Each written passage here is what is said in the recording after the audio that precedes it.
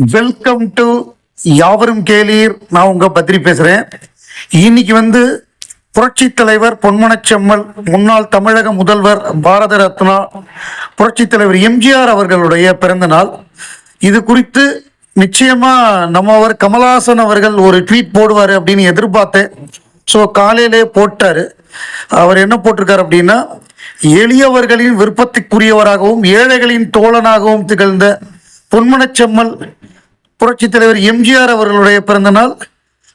அவரது நினைவை போற்றும் லட்சோப லட்ச இதயங்களுடன் நானும் இணைந்து கொள்கிறேன் அப்படின்னு போட்டிருக்காரு. புரட்சி தலைவர் அண்டு உலகநாயகன் இவங்களுடைய காம்பினேஷன் அப்படிங்கிறது ரைட் ஃப்ரம் அவருடைய குழந்தை பருவத்திலேருந்தே உண்டு. அவர் பிகினிங் ஆரம்ப காலகட்டம் குழந்தை நட்சத்திரமா இருந்த பொழுது அவருக்கு நீச்சல் கற்றுக் கொடுத்தவர் புரட்சி தலைவர் கமலஹாசன். அதே அந்த தோட்டத்தில், ராமாவரம் தோட்டத்தில் நீச்சல் கற்றுக் கொடுத்தவர். அவருக்கு பலாச்சோலையில் தேனை நினைச்சு கொடுப்பாராம். ஸோ அந்த மாதிரி பார்த்துப்பாராம். அதே நேரம் பிற்பாடு அவர் ஒரு மிடில் ஏஜ், அதாவது என்ன சொல்றது, 2 கட்டம் வயசு, இளைஞனாகவும் இல்லாமல் குழந்தையாகவும் இல்லாமல் ஒரு வயசு வரும்ல. அப்போ நான் ஏன் பிறந்தேன் அந்த மாதிரி படங்களில் தங்கப்பன் மாஸ்டருக்கு அசிஸ்டன்ட் கொரியோகிராஃபராக இருந்து எம்ஜிஆருக்கு நடனம்லாம் கற்றுக் கொடுத்துருக்காரு. ஸோ இவர் கம்போஸ் பண்ணுறத இவங்க தான் சொல்லிக் கொடுப்பாங்க, அசிஸ்டண்ட் தான் சொல்லிக் கொடுப்பாங்க. அதில் புரட்சி தலைவரோடு எம்ஜிஆர் பல பாடல்களுக்கு பண்ணியிருக்காரு. அதில் குறிப்பாக அவர் அந்த ஓய்வு நேரத்தில் சில விஷயங்கள்லாம் பண்ணி காப்பாராம். எம்ஜிஆரை மகிழ்விப்பதற்காக மிமிக்ரி பண்ணுறது, நான் ஏன் பிறந்தேன் இந்த நாட்டுக்கு நிலைமைன புரிந்தேன் அந்த பாட்டை சிவாஜி மாதிரி பண்ணி காமிக்கிறது. இதை எம்ஜிஆர்த்தே பண்ணி காமிச்சிருக்காராம். எம்ஜிஆரும் தட்டி கொடுத்துருக்காரு. அவர் என்ன சொல்லியிருக்காரு, நீ ஹீரோவால வரணும்ல, அதுக்கு நீ உடம்ப நல்லா பார்த்துக்கணும்ல, நல்லா எக்ஸசைஸ் பண்ணுன்னு சொல்லி அவருக்கு எக்ஸசைஸ் பண்ணலாம் கற்றுக் கொடுத்து, என்ன மாதிரி பண்ணணும், நைட்டு கொண்டக்குள்ளே ஊற வச்சு காலையில் சாப்பிடு, அதில் புரோட்டீன் இருக்கு அப்படின்லாம் சொல்லி கொடுத்து இவர் எதிர்பார்க்கலையாம். இவர் நம்ம டெக்னீஷியனாக தான் வரப்போறோம்னு நினச்சிக்கிட்டு இருக்காரு. டான்ஸ் அசிஸ்டண்டாக இருந்துக்கிட்டு, இல்லை நீ ஹீரோவாக வரப்போற, நீ பெரிய ஆளாக வருவேங்கிற மாதிரி அவர் சொல்லியிருக்காரு. அவர் சொன்னபடி தான் நடந்தது. அதே மாதிரி இவர் ஒரு நடிகராக இருந்து பெரிய சக்ஸஸ் ஆன பொழுதெல்லாம் எம்ஜிஆர் ரொம்ப ஹாப்பி. அவருக்கு இந்த 100வது படத்துக்கு விழா எடுத்து வாழ்த்துனது. அதே மாதிரி அவருக்கு இது கிடைச்சப்ப, தேசிய விருது கிடைத்தப்ப 3ஆம் பிறைக்கு ஒரு மிகப்பெரிய ஒரு விழா எடுத்து அவரை பாராட்டினது. முதல்ல நம்ம போட்ட மாநாடு, கமலஹாசன் ரசிகர் மன்ற மாநாடு சென்னையில் நடந்தது. அந்த மாநாட்டுக்கு அதாவது ஒரு முதல்வரே கலந்துக்கிட்டது. ஒரு 10 லட்சம் பேருக்கு மேல கூடின அந்த மாநாடு, கமல் ரசிகர் மன்ற மாநாடு. அப்ப சொன்னாராம், என்ன பண்ண போற இவங்களெல்லாம் வச்சுக்கிட்டு அப்படின்னு கேட்ட பொழுது அவர் தான் சொல்லியிருக்காரு, இவங்களை நல்வழிப்படுத்து, இன்னும் நிறைய நல்ல காரியங்கள் பண்ண வை அப்படிங்கிற மாதிரி சொல்லியிருக்காரு. இவர் எம்ஜிஆர் சில படங்கள்லாம் பார்த்துருக்காரு, ப்ரிவியூலாம். அப்போ ஒரு முறை சொன்னா, கமல் சார், நான் நல்ல படங்கள் எடுக்கும் பொழுதெல்லாம் நீங்க பார்க்கணும்னே அப்படிங்கிற மாதிரி சொல்லியிருக்காரு. நல்லா இல்லாத படம் வேற நீ எடுப்பியா அப்படிங்கிற மாதிரிலாம் ஜோக் அடிச்சிருக்காங்க. அந்த மாதிரியான ஒரு நட்பு கடைசி காலத்துல எம்ஜிஆர் கமலை தன் கட்சியில சேர்த்துக்க போறாரு அப்படிங்கிற மாதிரியான ஒரு செய்தியெல்லாம் உண்டு. பட் அதுக்கு முன்னாடி அவர் தவறிட்டாரு. வேற மாதிரி மாறி இருக்கும் சரித்திரம், அது நடக்கல. பட் இந்த நட்பு, அந்த பாண்டிங் எம்ஜிஆருக்கு அவருக்கு உள்ளது.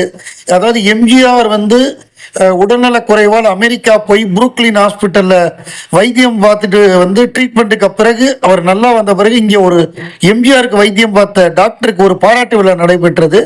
அந்த வீடியோலாம் கூட இருக்கு. அதை நம்ம டாக்டர் பழனிஜி அவர்கள் வெளியிட்டாரு.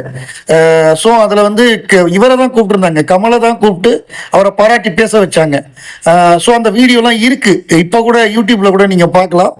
அதில் பேச வச்சாங்க. அதில் கமல் தான் பேசினாரு. எம்ஜிஆருக்கு அவ்வளவு பிரியம் உண்டு கமல் மேல. ஸோ அப்படிப்பட்ட புரட்சி தலைவர் எம்ஜிஆர் அவர்களது பிறந்த நாளை, அவரது நினைவை போற்றுவோம். ஏன் தெலுங்கு படங்கள் மட்டும் 1000 கோடி போகுது, ஏன் தமிழ் படங்கள் 1000 கோடி போல? ஏன் தெலுங்குல அல்லு அர்ஜுனுக்கு ஒரு பீகார்ல ஒரு ஒரு கூட்டம், ஒரு ஆடியோ லான்ச் மாதிரி ஒரு ட்ரெய்லர் ஈவெண்ட் வச்சா ஏன் இவ்வளவு லட்சம் பேர் கூடுறாங்க? இந்த இதுக்கு என்ன காரணம் அப்படின்னு பார்க்கும் பொழுது, இது முக்கியமா இந்த கோல்டு மைன் அப்படின்னு ஒரு யூடியூப் சேனலு, டிவி, எல்லாமே அவங்க என்ன பண்ணுவாங்கன்னா, அதாவது பப்ளிக்குக்கும் ஹிந்தி படங்களுக்கும் மிகப்பெரிய ஒரு கேப் விழுந்துருச்சு. அதாவது இந்த மல்டிப்ளெக்ஸ் எல்லாம் வந்த பிறகு ஹிந்தி படங்கள் வந்து டோட்டலா ஒரு எலைட் ஆடியன்ஸுக்கான ஒரு மீடியமா மாறிடுச்சு. நடுத்தர மக்கள் அதுக்கு கீழே உள்ளவங்க எல்லாம் தியேட்டருக்கு வர்றதே கிடையாது. அவங்க என்ன பாக்குறாங்க அப்படின்னா, நம்முடைய சவுத் இந்தியன் படங்கள், அதாவது நம்ம தமிழ், தெலுங்கு, கன்னடம், அதுவும் குறிப்பா ஆக்ஷன் படங்கள், அதை டப் பண்ணி அங்க ரிலீஸ் பண்றது. அதாவது எப்படின்னா, டப்புன்னா வெறும் டப் பண்றது கிடையாது, படத்தை சில எடிட்டிங்கும் அவரே பண்றது. சில விஷயங்களை வந்து என்ன பண்ணுவார்னா, நான் லீனியரா இருந்ததுன்னா அதை லீனியரா கொண்டு வர்றது. இப்ப விருமாண்டி படமே இருக்குன்னு வைங்களேன், அவர் கையில கொடுத்தோன்னா அவர் லீனியரா பண்ணிடுவாரு. இங்க ஓடாத அஞ்சான் படம் அந்த பெரிய ஹிட். அதாவது நீங்க யூடியூப் சேனல்ல பாருங்க, 30 கோடி வியூ அந்த மாதிரிலாம் ஒரு ராட்சசி படம், நம்ம தமிழ்ல வந்த இவங்க நடிச்ச ஜோதிகா நடிச்ச ராட்சசி படம் 30 கோடி வியூ. நம்ம இவரோட படம் பாத்தீங்கன்னா கேஜிஎஃப் 81 கோடி வியூ. கேஜிஎஃப் யூடியூப்ல, நான் சொல்றது யூடியூப்ல. பேரெல்லாம் மாத்துவாங்க, சூப்பர் கில்லாடிமாங்க அந்த மாதிரி. இவரோட அல்லு அர்ஜுன் படம் பாத்தீங்கன்னா 50 கோடி வியூ. சர்ரனோடு அப்படிங்கிற படம், மேடம் கீதா ராணின்னு ராட்சசியை மாத்தி விட்டாங்க. அந்த படம் பாத்தீங்கன்னா கிட்டத்தட்ட 38 கோடி வியூ. இந்த மாதிரி அவங்க அந்த ஆடியன்ஸுக்கு வந்து நம்முடைய ஆக்ஷன் படங்கள் பிடிக்குது, அவங்களுக்கு ஏதாவது கொடுக்கணும்ல. ஏன்னா அவங்க ஹிந்தி படங்கள் பார்க்கறத நிப்பாட்டிட்டாங்க, அந்த middle class, lower middle class people. So அவங்களுடைய ரசனைக்கு ஏற்ற மாதிரி செம்பி படம்லாம் ரிலீஸ் பண்ணி விட்டுருக்காரு, டப் பண்ணி. சமீபத்தில் பார்த்தா அது அவ்வளவு வியூ. அவங்க எப்படின்னா, நம்ம டிவியில போடுவாங்க தெரியுமா, உலக தொலைக்காட்சிகளில் முதல் முறையாக அப்படின்னு போடுற மாதிரி செம்பி வந்து போட போறோம் கோல்டு மைன்ல, குண்டூர்காரன் போட போறோம் பொங்கல் ஸ்பெஷலா, அப்புறம் நம்ம விஜயோட இவர் அட்லி எடுத்தாரு அந்த படம் அது போட போறோம் அப்படிங்கிற மாதிரி போட்டு அங்க ஆக்ஷன் படங்களா போட்டு அதை டப் பண்ணி அதை அந்த மக்களுக்கு பிடிக்கிற மாதிரி எடிட் பண்ணி பட்டைய கலப்புறானுங்க. அது எங்கேயோ போய் நிக்குது. அது அதனுடைய என்ன சொல்றது, அதனுடைய வர்த்தகம் எல்லாத்தையும் டப்பிங் ரைட்ஸா வாங்கிடுவார் அவரு. தமிழ் தெலுங்கு படங்கள்லாம் பெரிய விலைக்கு டப்பிங் வாங்குவார், டப்பிங் ரைட்ஸ் வாங்குவார். அதை வந்து என்ன சொல்றது, டிவிலையும் யூடியூப் சேனல்லையும் அந்த மக்கள்கிட்ட கொண்டு போய் சேர்த்தாரு. அதனாலதான் அந்த மக்கள் வந்து ரிலேட் பண்ணிக்கிறாங்க. அல்லு அர்ஜுனுக்கு அவ்வளவு கூட்டம் கூட்டினதுன்னா ஏன் கூடுது, இந்த இந்த இது மூலமா வந்த கனெக்ட் தான், வேற ஒண்ணுமே கிடையாது.